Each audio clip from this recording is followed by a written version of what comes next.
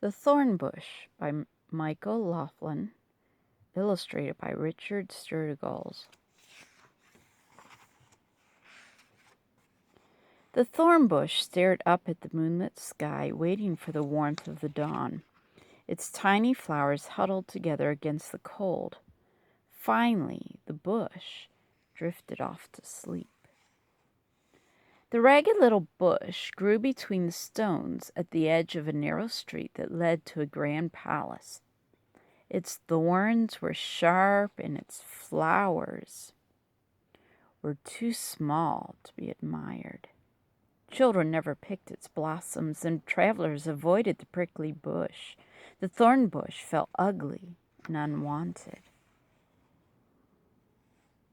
A rooster crowed. Harsh voices stirred the thornbush from its sleep. A crowd pushed a man through the quiet streets toward the palace. His hands were tied, but he showed no anger. The man stopped in front of the thorn bush. His gentle gaze made the bush feel warm and cared for. No one had ever shown such kindness to a thorn bush. A moment later, the shouting crowd forced the man to move on. Out of the shadows came another man. He passed. A silver coin fell to the ground. It rolled beneath the thorn bush. The man knelt to pick it up, and his face was sad, and he began to weep. His tears fell on the thorn bush. How I wish I could comfort him, thought the little bush, but my thorns will only pierce him more. And the man stumbled off and did not return.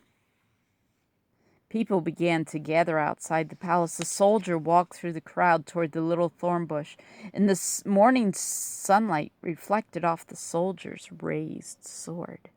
With a single swing of the sharp weapon, several branches fell from the little bush, and the soldier gathered the cuttings and returned to the palace. Why would anyone want my ugly thorns? The thorn bush wondered. The sun rose high in the morning sky, and people began to shout as a man limped through the palace gates. Behold your king, Jesus, laughed the soldiers. He who says he is king of the Jews, he is son of God. Crucify him, yelled the angry mob. The little bush shuddered. It was the man with the kind face.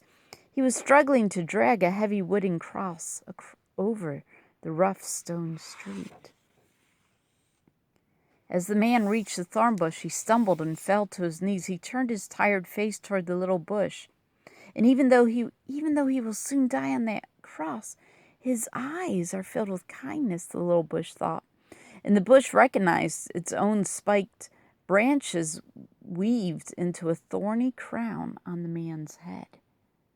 A drop of blood fell from the man's forehead onto one of the bush's small yellow blooms. The stained flower fell to the ground. It was a long, sad day, and when all the people finally went home and the street was deserted, the thorn bush bowed in sorrow. It was ashamed of the pain its thorns had caused the man with the cross. For 2 days, the thorn bush refused to bloom. The morning dew fell like tears from its trembling branches.